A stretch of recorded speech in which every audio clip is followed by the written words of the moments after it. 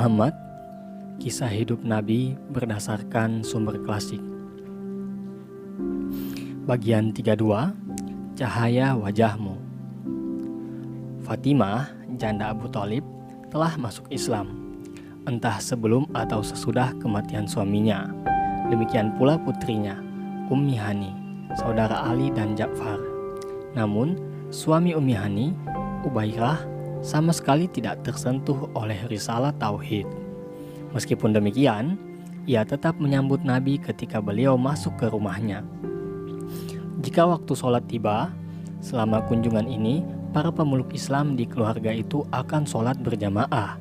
Suatu ketika, seusai mereka sholat berjamaah diimami Nabi, Ummi Hani mengundang beliau untuk menginap di rumah mereka. Beliau menerima tawarannya. Setelah tidur sejenak, beliau bangkit dan pergi ke masjid, karena beliau suka mengunjungi Ka'bah pada malam hari. Ketika beliau di sana, rasa kantuk menghampiri, dan beliau pun tertidur di Hijr. Ketika aku sedang tidur di Hijr, cerita beliau, Jibril datang kepadaku dan mengusikku dengan kakinya. Aku segera duduk tegap. Setelah kulihat, tidak ada apa-apa. Aku berbaring kembali.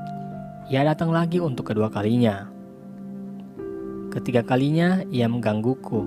Ketiga kalinya ia mengangkatku. Aku bangkit dan berdiri di sampingnya. Jibril mengajakku menuju pintu masjid. Di sana ada seekor binatang putih, seperti peranakan antara kuda dan kelinci, dengan sayap di sisi tempat menggerakkan kakinya. Langkahnya sejauh mata memandang. Nabi menceritakan bagaimana beliau menunggangi burak. Demikian nama binatang itu. Bersama malaikat yang menunjukkan jalan dan mengukur kecepatannya seperti menunggang kuda yang menyenangkan. Mereka melaju ke utara Yastrib dan Khaybar sampai tiba di Yerusalem. Kemudian mereka bertemu dengan para nabi, Ibrahim, Musa, Isa, dan nabi yang lain. Ketika beliau sholat di tempat ibadah itu, mereka menjadi makmum di belakangnya. Lalu ada 2 gelas disuguhkan kepada Nabi dan ditawarkan kepadanya. Satu berisi anggur dan satunya lagi berisi susu. Beliau mengambil gelas yang berisi susu dan meminumnya, serta meninggalkan gelas yang berisi anggur. Jibril berkata, "Engkau telah diberi petunjuk kepada jalan yang benar dan memberi petunjuk kepada umatmu. Hai Muhammad, anggur itu terlarang bagimu." Kemudian, seperti yang pernah terjadi pada nabi yang lain, kepada Nuh, Ilyas, dan Isa, juga Maryam, Muhammad diangkat keluar dari kehidupan ini menuju langit.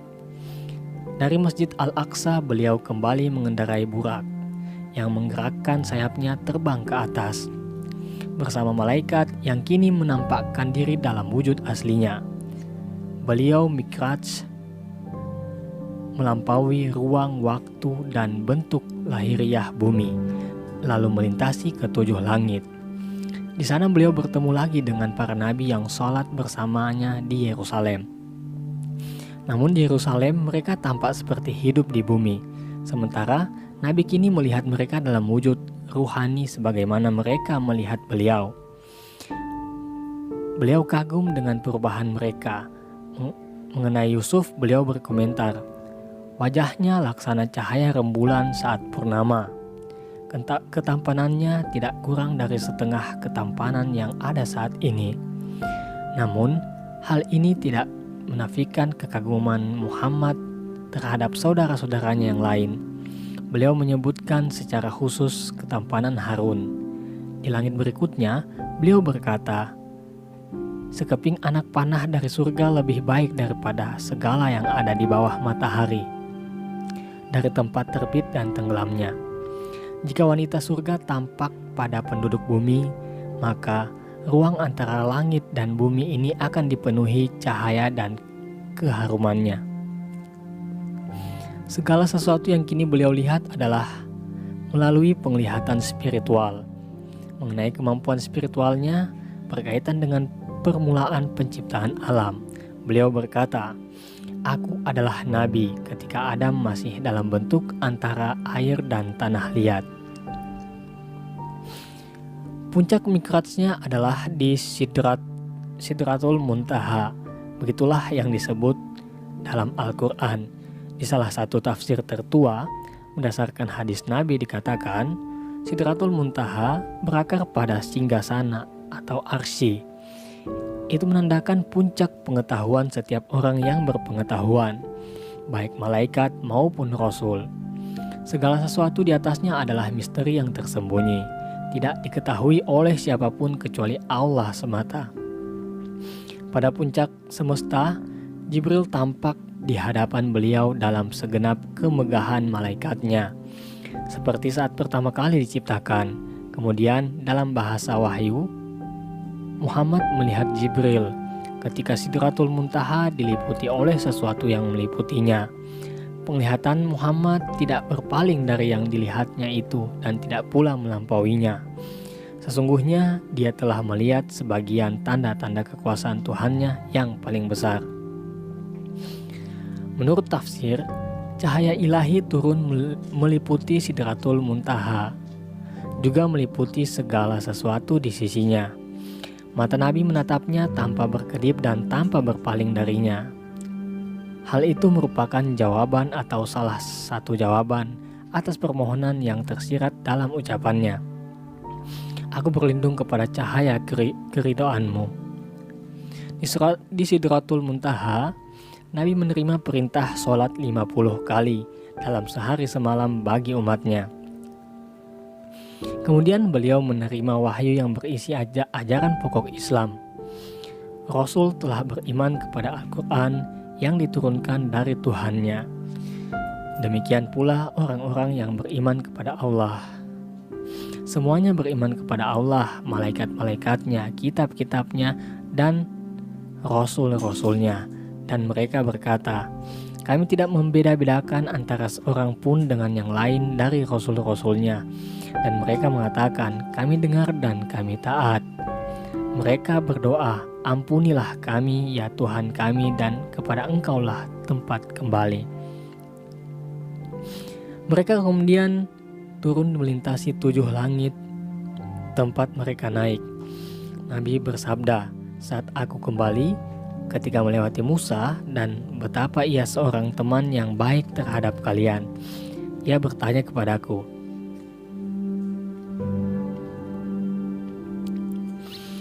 'Berapa sholat yang diwajibkan kepadamu?' Aku jawab, 50 kali sehari. Ia berkata, 'Kewajiban sholat itu sangat berat, sedangkan umatmu lemah. Kembalilah kepada Tuhanmu, serta mohonlah kepadanya keringanan bagimu dan umatmu.' Maka aku kembali dan memohon keringanan kepada Allah, dan dia menguranginya 10. Lalu aku melewati Musa kembali dan ia mengulangi perkataan sebelumnya. Maka aku kembali lagi dan dikurangi 10 lagi. Namun setiap kali aku kembali ke Musa, ia menyuruhku kembali, sampai akhirnya kewajiban sholat hanya 5 kali sehari semalam.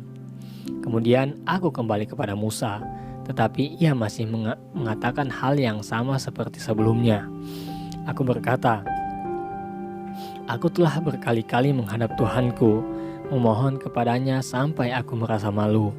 Aku tidak akan menghadapnya lagi, dan dengan demikian, bagi siapa yang mendirikan sholat 5 waktu dalam keimanan dan harapan akan rahmat Allah, ia akan diberi pahala sebanyak 50 kali sholat." Setelah Nabi dan malaikat turun ke Yerusalem, mereka kembali ke Mekah melewati banyak kafilah ke arah selatan. Ketika mereka tiba di Ka'bah, waktu itu masih malam dan Nabi kembali ke rumah keponakannya, Ummi Hani. Menuturkan, menjelang fajar Nabi membangunkan kami. Setelah kami melaksanakan sholat subuh, beliau berkata, "Hai Ummi Hani, aku sholat isya bersamamu di lembah ini seperti yang engkau lihat. Lalu aku pergi ke Yerusalem dan sholat di sana. Kini aku sholat subuh bersamamu." Beliau hendak beranjak pergi dan kupegang jubahnya erat-erat hingga terlepas dan perutnya terlihat. seolah hanya itulah kain yang menutupi beliau. "Wahai Rasulullah," kataku, "jangan ceritakan ini kepada masyarakat, karena engkau akan dianggap berbohong. Mereka akan menghinamu. Demi Allah, aku akan menceritakannya kepada mereka," katanya.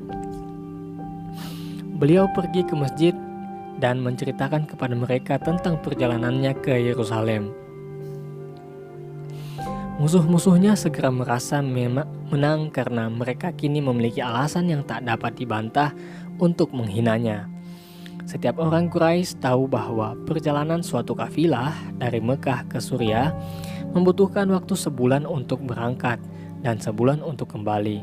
Muhammad kini mengaku telah pergi ke sana dan kembali dalam waktu semalam. Sekelompok orang pergi menemui Abu Bakar dan berkata, "Apa pendapatmu sekarang tentang sahabatmu itu?" Ia mengatakan, "Telah pergi ke sana dan sholat di sana, lalu kembali ke Mekah." Abu Bakar menuduh mereka berbohong. Mereka meyakinkannya dan saat itu Muhammad berada di masjid, menceritakan tentang perjalanannya itu. "Jika ia berkata demikian," kata Abu Bakar, "itu benar. Di mana keganjilannya?" Beliau mengatakan kepadaku bahwa berita-berita datang kepadanya dari langit ke bumi dalam 1 jam, sehari atau semalam. Aku tahu beliau berkata benar. Apa yang engkau perselisihkan itu sepele. Abu Bakar kemudian pergi ke masjid untuk mengulangi pembenarannya. Jika itu yang beliau katakan, berarti itu benar. Karena itu Nabi memberinya gelar Al-Siddiq, yang berarti saksi kebenaran, atau orang yang meyakini kebenaran. Selain itu, sebahagian orang yang menganggap cerita ini sulit diterima mulai berpikir ulang, sebab Nabi menggambarkan beberapa kafilah yang beliau temui dalam perjalanan pulang.